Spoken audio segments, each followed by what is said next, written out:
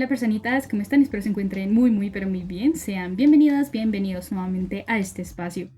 Personitas, bueno, aquí estamos nuevamente con una reseña de un libro que hace tiempo pues no hacía, estaba muy olvidado el tema este de El librero de Manu. Entonces dije, voy a grabar esta reseña porque de hecho hace bastante tiempo la leí, pero no había sacado el tiempo para poder grabar como tal la reseña. Entonces dije, me voy a sentar y voy a grabarla. Así que aquí estamos.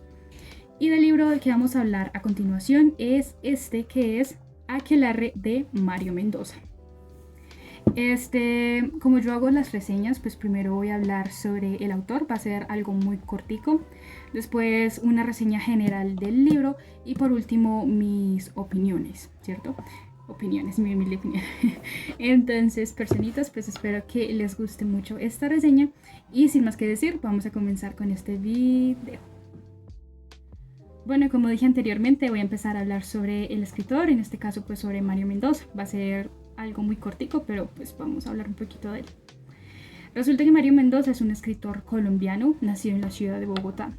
Él anteriormente ejercía como docente de literatura en la universidad, hasta que después decide salirse y dedicarse de lleno a la escritura. Mario Mendoza es muy conocido por retratar la ciudad de una manera cruda y oscura. ¿Sí? Él toca temas muy existenciales y también muy psicológicos. Temas como lo son, por ejemplo, Satanás y la ciudad de los umbrales, lo consolidaron como una de las voces más influyentes, más fuertes en el ámbito de la literatura contemporánea colombiana. Entonces, pues Aquelarre no se va a quedar atrás, ¿cierto? Es un libro que es muy interesante y vale la pena realmente leerlo. Entonces, ahora sí vamos a pasar a hablar un poquito sobre el libro. Voy a comenzar diciendo que Aquelarre no es un libro lineal, ¿sí? ¿A qué me refiero con esto? Es decir, que no vas a encontrar una sola historia, sino varias historias que se entrelazan entre sí de una manera que ni tú te lo esperas. Es decir, en un capítulo puede estar hablando un personaje con una situación, incluso un tiempo diferente, y en el otro personaje con otra situación y en un tiempo totalmente diferente, ¿cierto? Entonces estamos hablando de presente, pasado, en fin, ¿cierto? Y es muy difícil al comienzo, especialmente cuando uno no está acostumbrado a esta clase de libros, pero cuando empieza a pasar las páginas, empieza a entrelazarse todo de una manera que uno dice, no me esperaba que esto sucediera de esta manera. Eso es lo que hace el libro muy interesante desde las primeras páginas. No diría que hay como un personaje principal, porque realmente todos los personajes que aparecen ahí son muy interesantes y todos son principales para la trama de la historia, ¿cierto? Pero diría que Frank Molina es uno de los personajes principales. No sé, de pronto te has leído este libro, ¿qué te parece eso? No sé, pero diría que Frank Molina es uno de los personajes principales, especialmente también porque lo dice acá.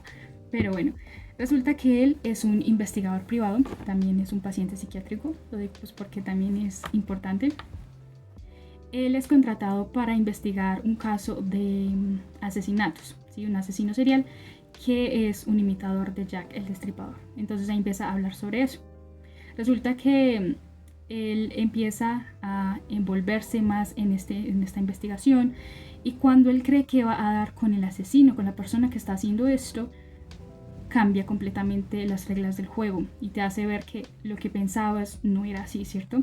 Tanto que el asesinar a las prostitutas, porque era la característica que tenía, no era realmente el plan principal, sino que eso era una fachada para lo que realmente iba a pasar, o la intención.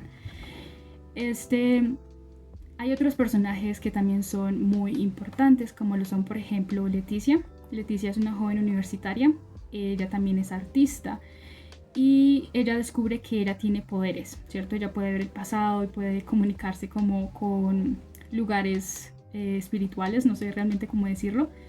Y entonces ella tiene una trama muy interesante ahí. Hay otro personaje que es el sacerdote. El sacerdote tiene un pasado muy oscuro que lo sigue en su presente, incluso cuando él quiere cambiar eso, olvidarlo. Y pues también otros personajes que han apareciendo ahí.